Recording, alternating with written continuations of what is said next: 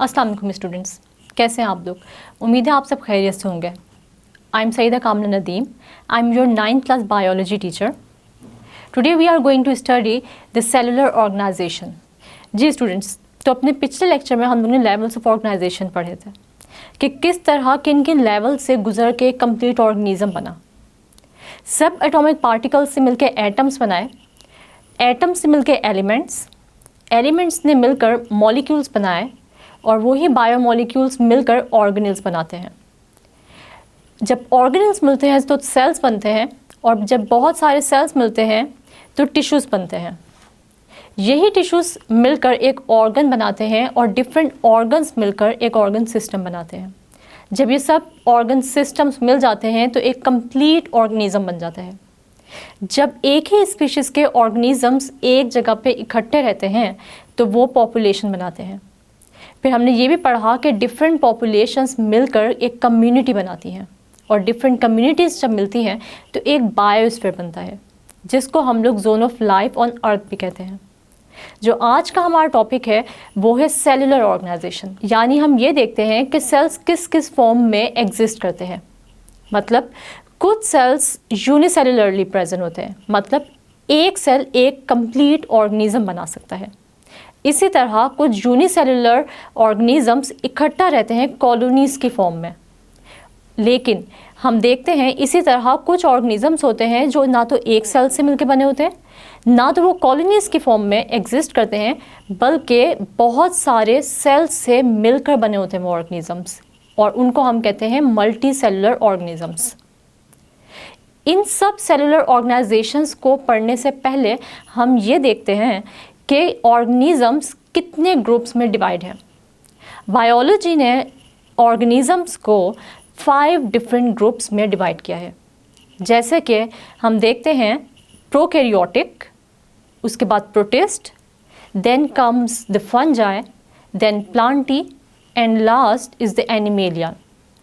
इन पांचों ग्रुप्स में different types of organisms exist करते हैं।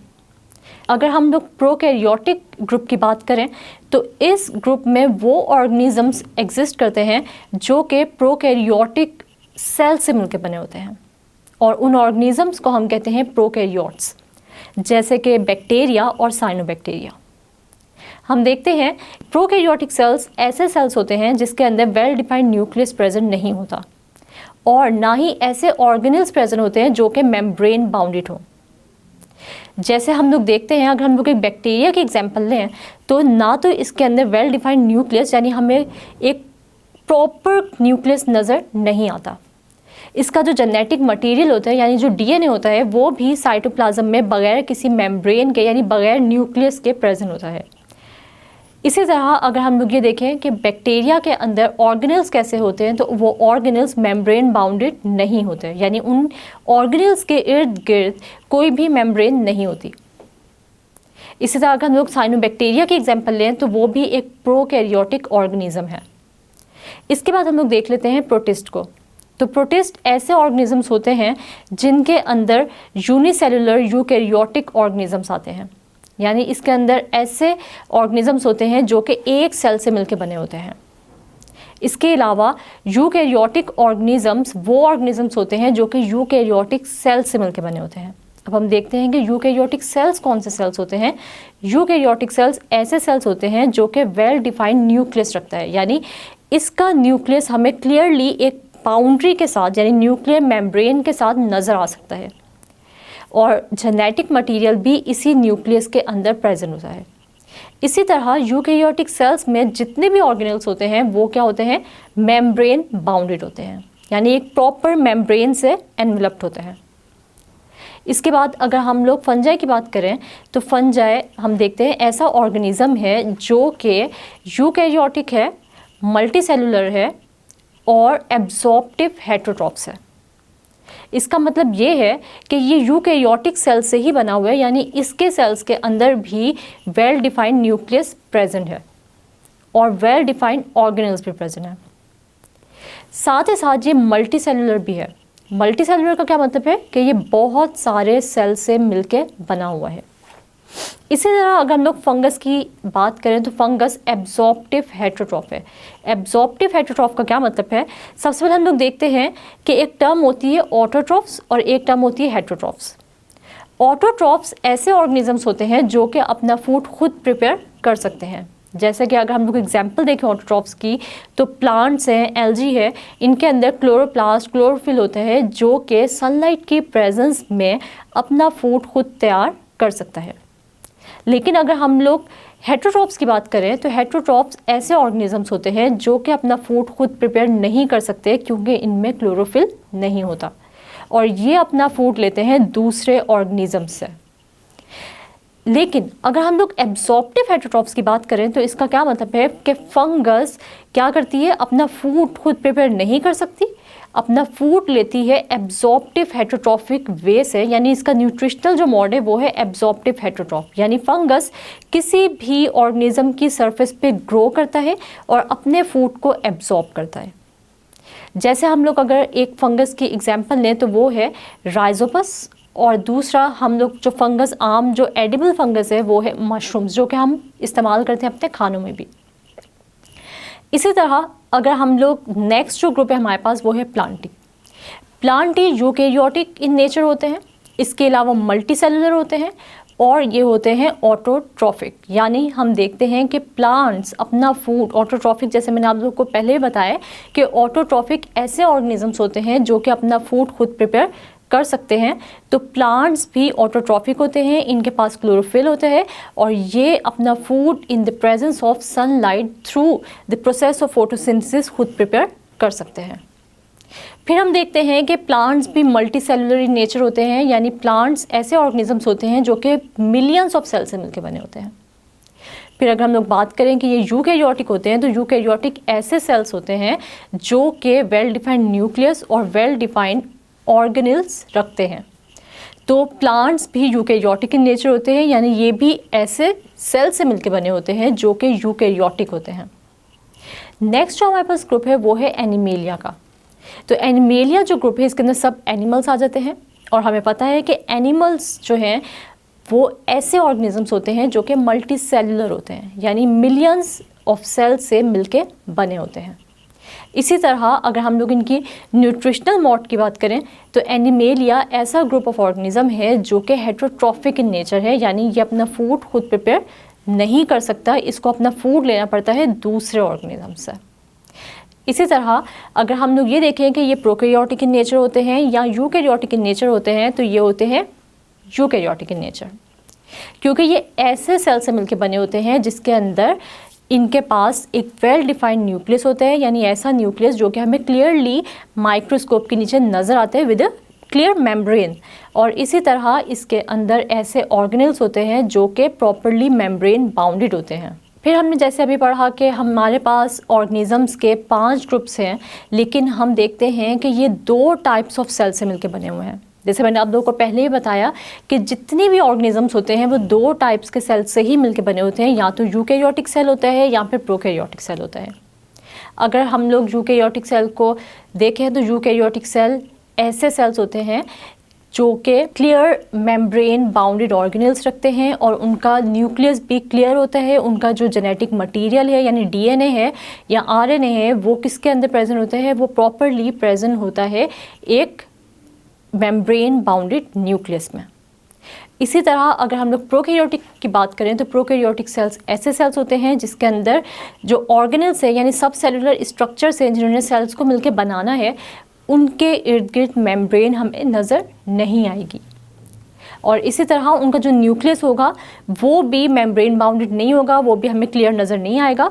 और जो उनका जेनेटिक मटेरियल होगा यानी डीएनए या आरएनए होगा वो भी हमें साइटोप्लाज्म में कहीं पे भी प्रेजेंट नज़र आएगा, कहीं कोई वेल डिफाइंड बाउंड्री के अंदर प्रेजेंट नज़र नहीं आएगा। जी स्टूडेंट्स, हमारे पास 3 टाइप्स की सेलुलर ऑर्गेनाइजेशन है जो हम पढ़ने जा रहे हैं। जैसे कि सबसे पहले जो ऑर्गेनाइजेशन है यानी सेल्स किस तरीके से अपने आप को ऑर्गेनाइज कर सकते हैं, तो वो 3 फॉर्म्स हैं जिसके अंदर सेल्स अपने आप को ऑर्गेनाइज कर सकते हैं।